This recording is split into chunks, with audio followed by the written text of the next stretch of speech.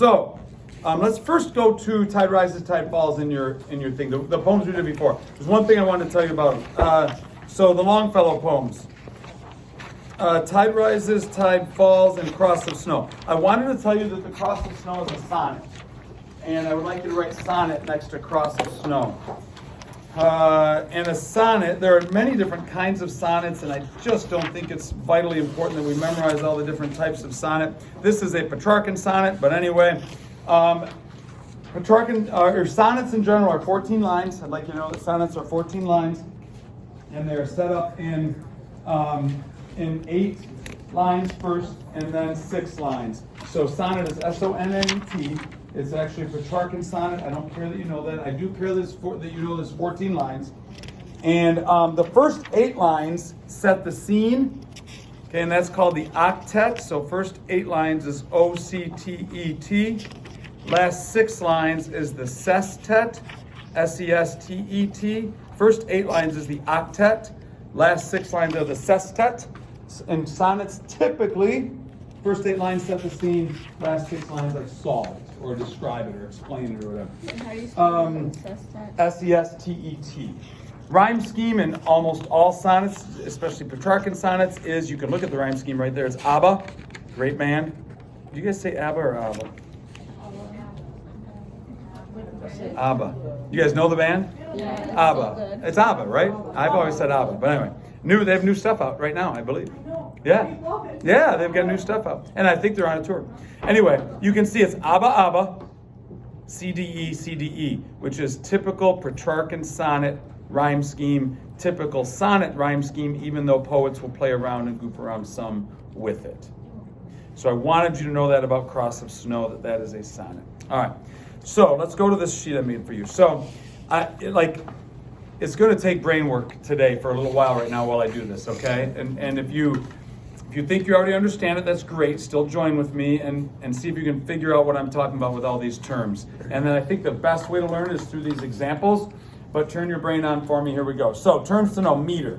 So meter is the structure of syllables in poetry. I wish that was in your packet on that definition sheet because you need to know what meter is. And I just wrote right there, like if a poem has a certain order of syllables, then it has a meter. If it doesn't, then there's no meter. Okay, you see this word right here? When you talk about Iambic pentameter, look at this.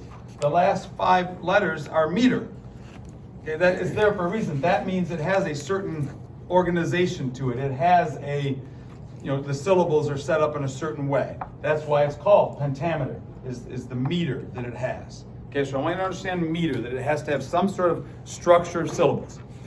It structures them in feet. Okay, so foot is the next definition, which is weird, but you probably learned about this in poetry before, and it's the repeated sequence of syllables per line. Okay, that's what a foot. Now there are different names for them. If there are 2 feet per line, it is dimeter. I wrote that for you. 3 feet per line, what do you think it is? Trimeter. It is trimeter. 4 feet per line is tetrameter. Tetrameter. T-E-T-R-A. 4 feet is tetrameter. And then 5 feet Pentameter. is pentameter. Yeah, the one you've heard a lot, right? So you see another part of this word right here. Okay, the first part of this word that you've heard a lot in life, this pentameter. Now you can see, it's got a meter, and apparently it's pent, so there must be 5 of whatevers per line. That's where that term comes from. Now I want to show you where this term comes from, the iambic part of that. And that is one of the types of feet. There are 5 main types of feet right there. And the first one is unstressed followed by stress. It's 2 syllables. Everyone put that in your brain. It's 2 syllables, this foot is.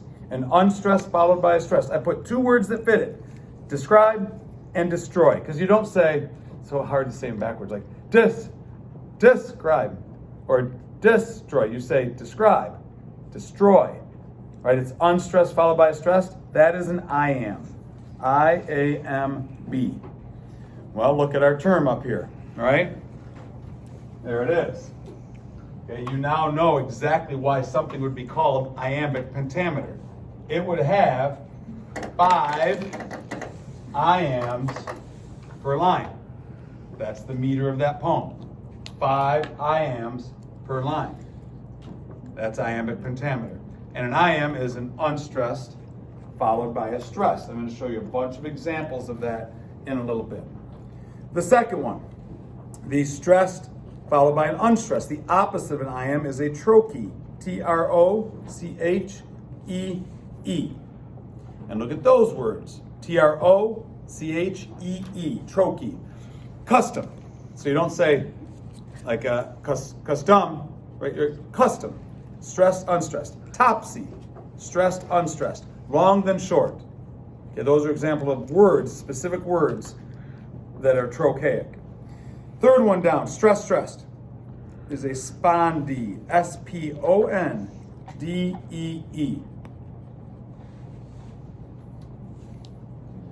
And I put tide falls there, and I'm going to show you why in a second. Tide falls, stressed, stressed. Number 4, stressed followed by unstressed, unstressed. Wait a minute, Mr. George, you just said it's 2 syllables. A couple kinds of feet have 3. Here is one of them. It's a stressed followed by an unstressed, unstressed. Okay, and it is called a dactyl. D-A-C-T-Y-L. Bicycle, that word is an example of that. Okay, bicycle. Stressed, unstressed, unstressed. Bicycle. D-A-C-T-Y-L. The last one, also 3 syllables. Unstressed, unstressed, stressed is an anapest. A-N-A-P-E-S-T. Intervene. Intervene. Unstressed, unstressed, stressed. Good? Okay, so then I was like, okay, does it really make sense? Like, does that make sense to somebody? So I put, what does this really mean, Mr. George? Okay, so if a poem has 4 iambs per line, and let me throw out there, by the way, poets will have fun with some of the lines. Okay, brain still locked in with me? Poets will have fun with some of the lines. If most of the lines fit the rhythm, that poem is that. If 90% of the lines fit iambic whatever, pentameter, it's an iambic pentameter poem, but the poet wanted to goof around a little bit in a couple of lines and show off with a spondee or something. Everyone good with that? But I'm going to make you look at certain lines and tell me what they are. But if a poem has 4 iambs per line, what do we put in that blank? It is written in what? Anyone want to raise their hand and tell me exactly which? 4 iambs per line. What do you got? Is it iambic? Exactly. That's, if you've ever wondered what is iambic tetrameter, that's what it is. Thank you, Soph. It's a poem that in almost all lines has 4 iambs. And what is an iamb? It's an unstressed by a stressed syllable. Math question. Then how many syllables in each line of an iambic tetrameter poem? Too far. 8. Say it again. 8. It's 8. Yeah, because each iamb has 2, and there are 4 of them. If a poem has 5 trochees per line, it is written in, the answer is clear now, right? Trochaic what? Trochaic pentameter. That's where the terms come from, broken down into those words.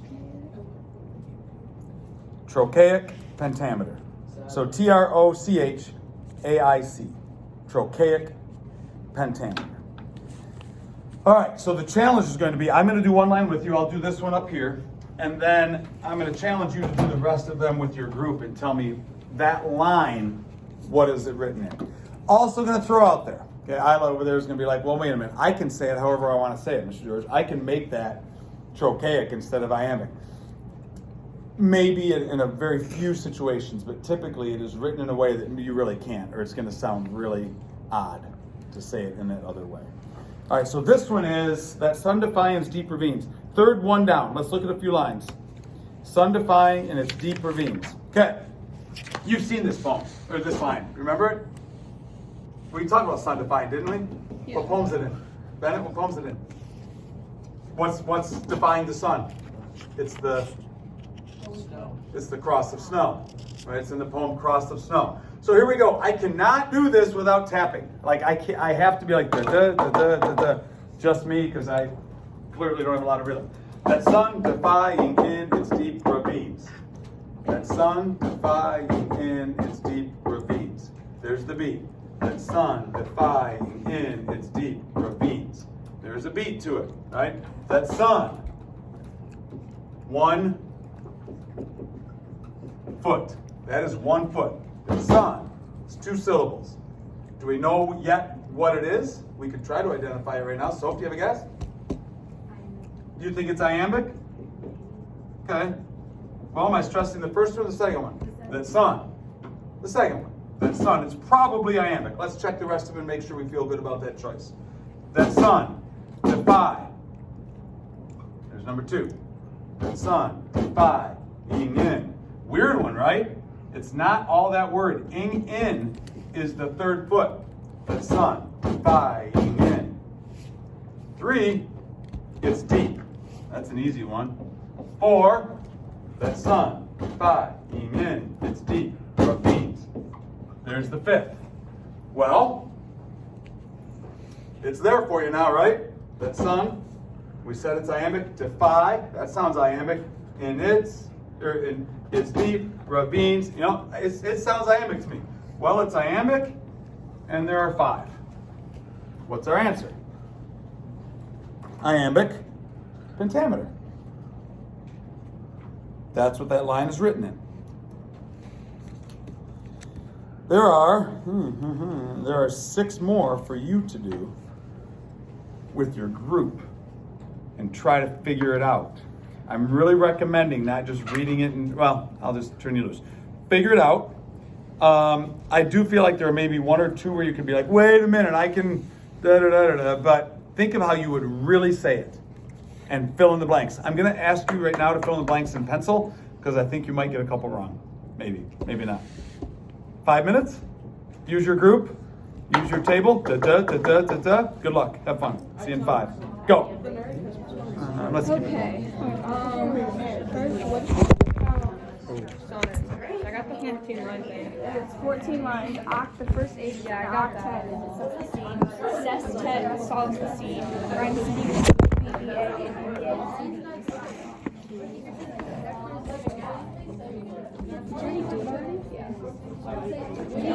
Okay, the first one.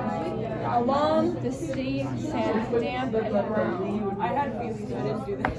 I did the thing that we did last year, you know how you write like the line above the unstressed and a dash above the stress.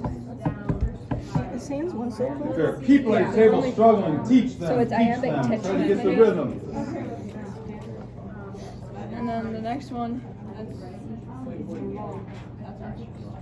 Is it the quickly down the highway. The first, which one? The first one. Is Tetrameter. Quickly down the highway. So wouldn't it be 2 syllables? Yeah, quickly. Quickly. Down the highway. So wouldn't it be the trochee ones or trochaic trimeter? Because there's 3 quickly down the highway. I see 3. Yeah. It's trochaic, not iambic. Yeah, trochaic trimeter, because it's quickly down the highway, because quickly is stress, so it's stress and stress.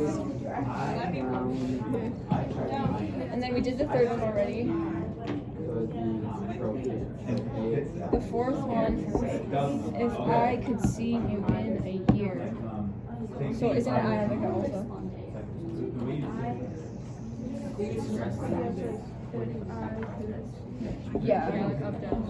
Yeah, so then there's only 1, 2, 3, 4. Yeah, right. Iambic tetrameter.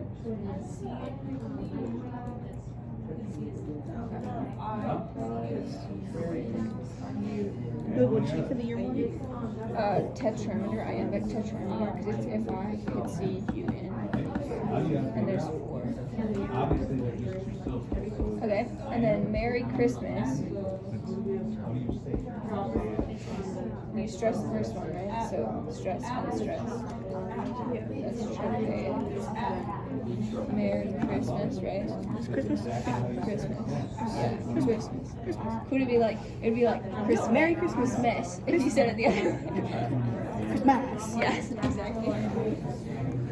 No, that's definitely how I say it. Okay, this one, at the drop of a hat, I think it's the 3 one, right? At anapass, because it's at the drop of a hat. So anapass, is it anapastic diameter? Because there's 2 at the drop of a hat. Merry Christmas. I mean, you okay. Okay, and then, oh, I pledge allegiance. Pledge? One syllable? Yeah, pledge. Pledge? I pledge allegiance to the flag. So it's iambic as well. So you're having allegiance? Yeah, allegiance. What one's The Maybe a second 2-minute one warning? is I pledge Okay. allegiance. 2-minute warning, 1-minute warning. stressed and non-stressed and stressed? This is for the chocolate. So it's stressed on Did you get them all right? stressed. So it's iambic tetrameter. Okay, got all them? Everyone? No. No? Not in the slightest. Okay. So I pledge. Teach that beat. Yeah. So like you can see how like it's like I pledge. Can you tell how a pledge is stressed? I pledge and then like allegiance to the flag.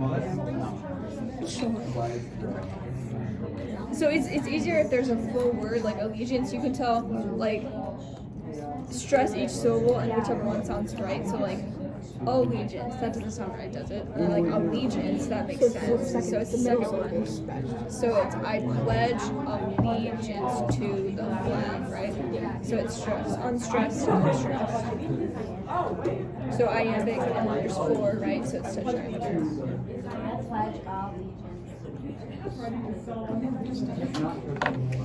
Yay.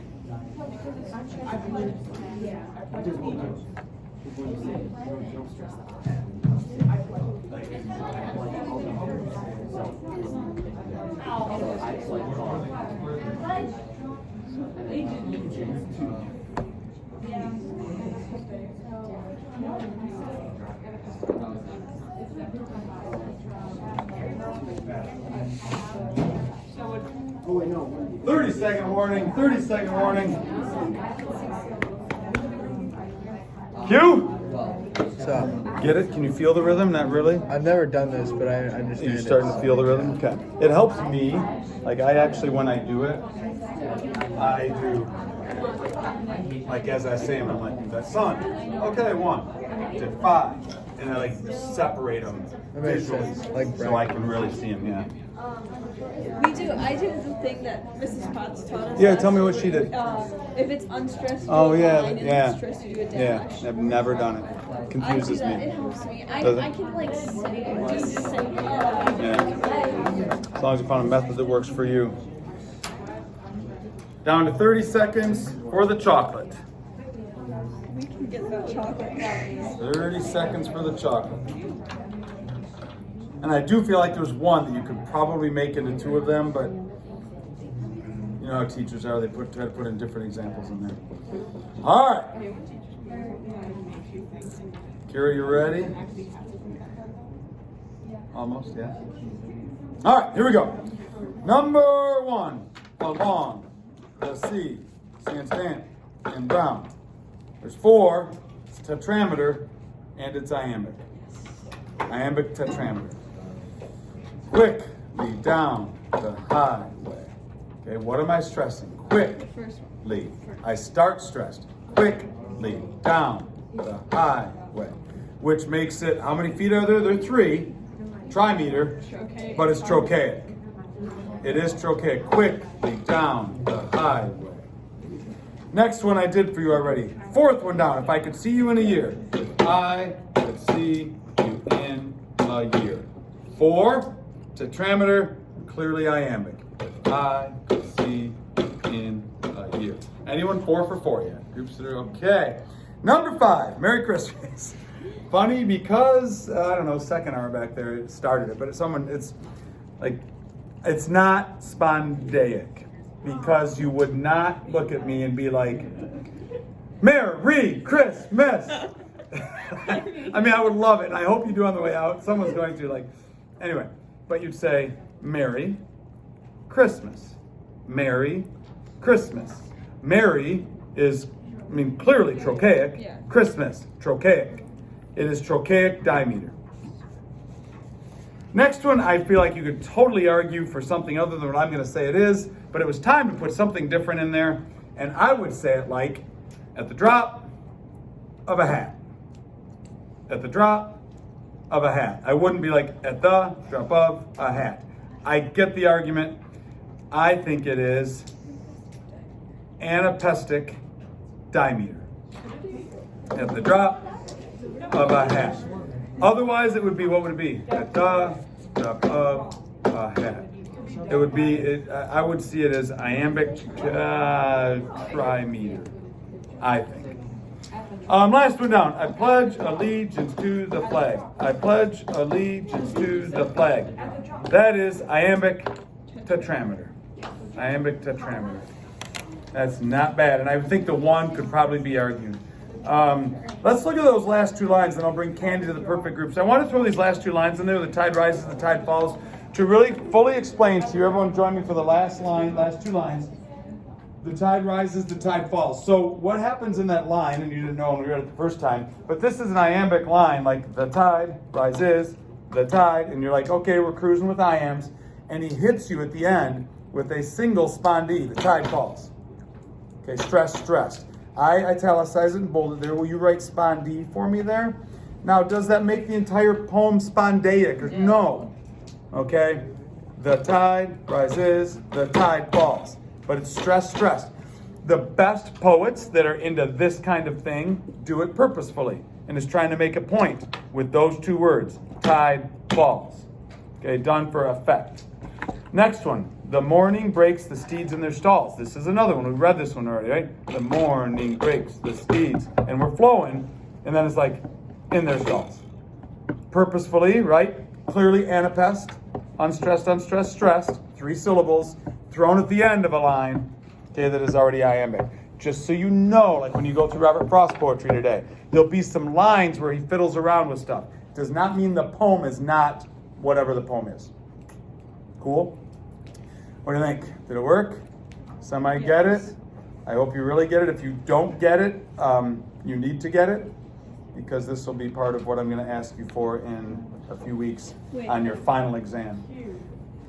Yeah. So are we gonna need to know like all of the different like diameter, trimeter, and then iamb, you know, I'm not going to go up to 6, 7, and 8, but 1, 2, 3, 4, and 5 for sure, and then the types of feet. Yeah, this is all stuff that you would be responsible for. Yeah, I don't like the 6, 7, and 8. I don't see a lot of poems in that range.